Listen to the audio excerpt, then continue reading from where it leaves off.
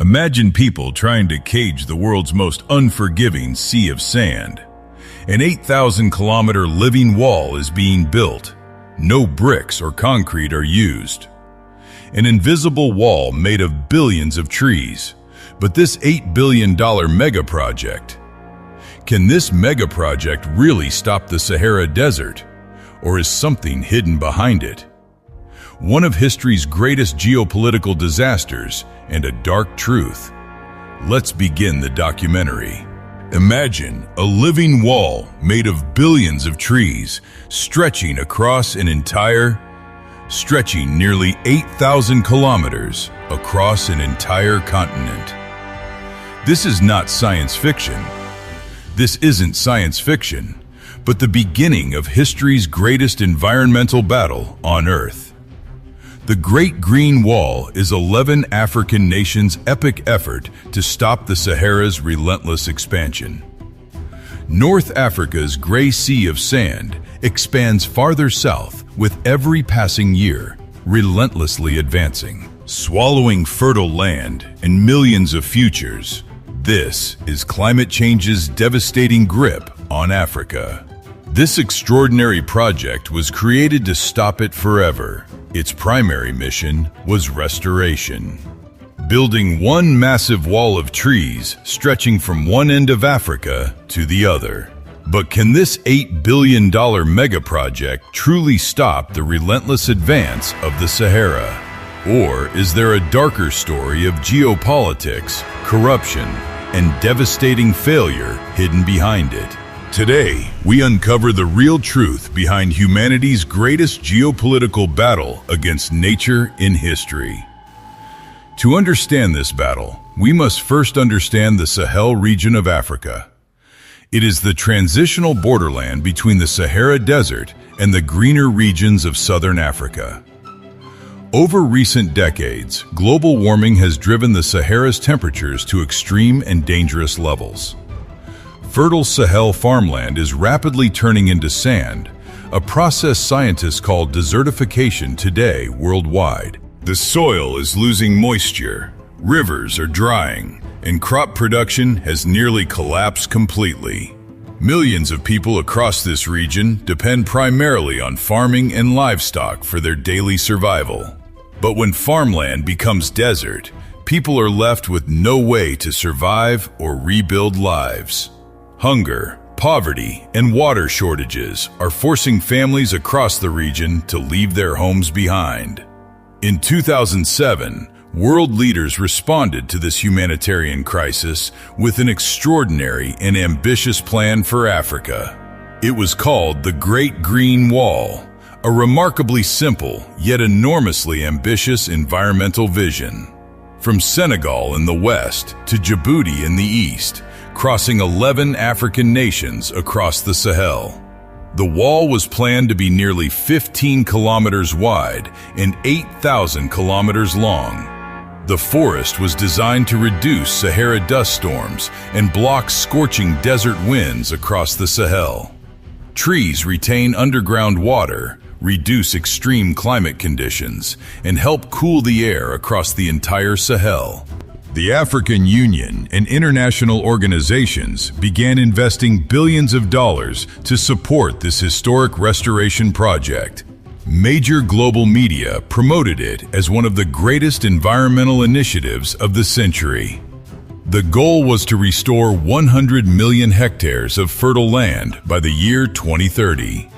It promised millions of jobs. But reality changed once the ambitious plan reached Africa's harsh landscape. Once implementation began, the project entered a complex geopolitical struggle filled with enormous challenges and conflict.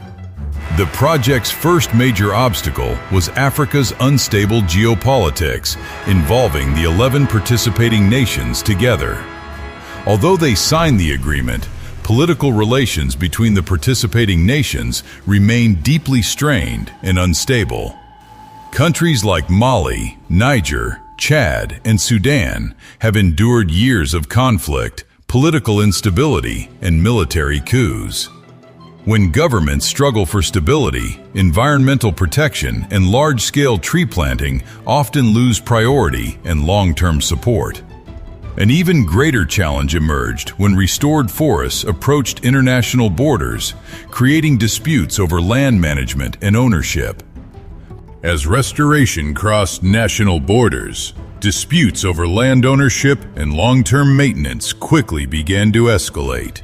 International organizations provided billions of dollars in funding, yet a significant share was lost to corruption before reaching the field. As a result, the funding needed for real work on the ground became critically insufficient, slowing restoration efforts dramatically.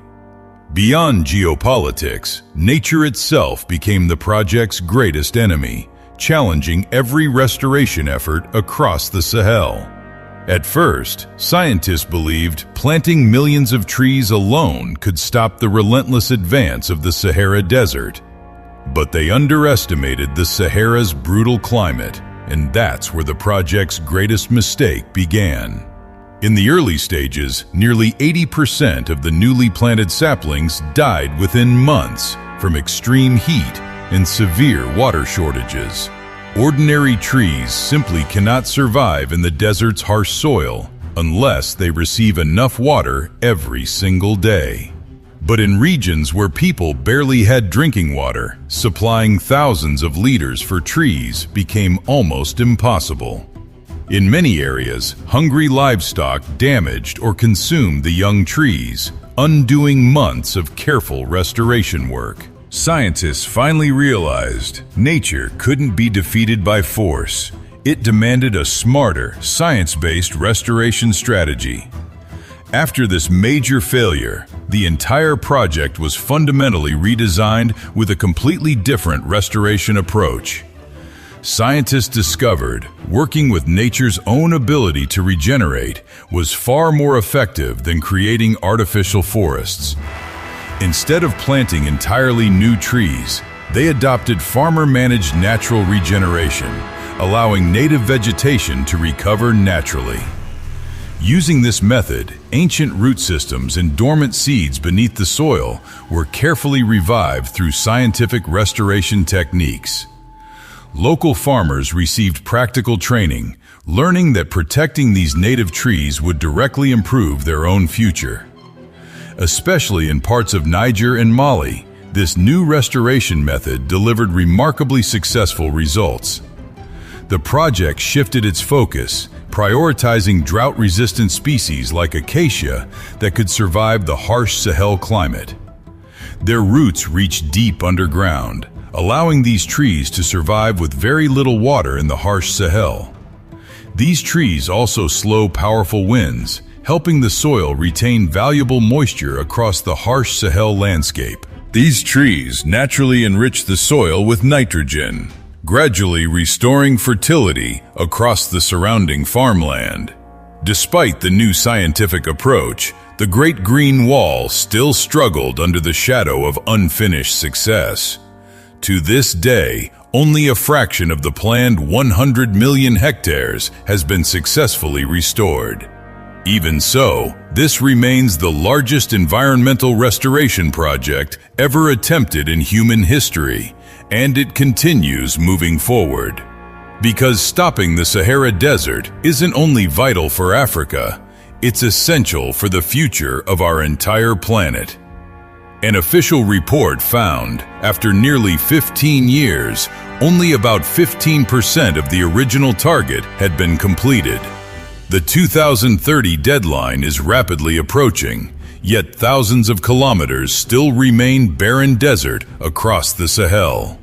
The primary reason for the slow progress was insufficient funding and a lack of sustained international commitment. Although wealthy nations and the World Bank pledged billions, bureaucratic delays prevented the funds from reaching African countries on time. Meanwhile, climate change hasn't slowed down. It's expanding the Sahara even faster than the project's restoration efforts can keep up. This is where the new players of modern geopolitics enter. China, the United States, and the European Union now are eager to invest in the Great Green Wall. But why? Have they really become so concerned about Africa's environment? The real truth is far more self-serving. China, through its famous, as part of its Belt and Road Initiative, China seeks control over Africa's infrastructure and mineral resources. They are drawing African countries into a debt trap through investments in the Great Green Wall. Meanwhile, the European Union wants this project to succeed because if desertification in the Sahel does not stop, then millions of hungry African refugees may begin moving toward Europe to survive, which could severely damage Europe's economy. As a result, what began as a noble environmental movement has now become a dirty political chessboard of global influence. So what is the future of this battle? Will the Great Green Wall ultimately be remembered as a permanent failure in history? The answer is not entirely negative, because even within these setbacks, there are some extraordinary success stories. For example, in Senegal, 12 million trees have already been planted, transforming thousands of hectares of barren land back into green landscapes. In Ethiopia, nearly 15 million hectares of land have been saved from desertification. In these successful regions, wildlife has begun returning, groundwater levels have risen, and local people are once again able to farm their land. This proves that if the right political will and scientific methods are combined, then stopping this destruction of nature is absolutely possible. But Africa must first end its internal corruption and conflicts, and ensure that international aid is implemented properly on the ground. This geopolitical battle against the sands is still far from over. The struggle between the Sahara Desert and humanity reminds us that nature cannot be forced. If we destroy the environment, then nature will take revenge twice as hard. The Great Green Wall is not just a wall of trees. It is the ultimate test of humanity's survival. If this test succeeds, Africa will become green once again. But if it fails, a vast part of the world will disappear forever from the map.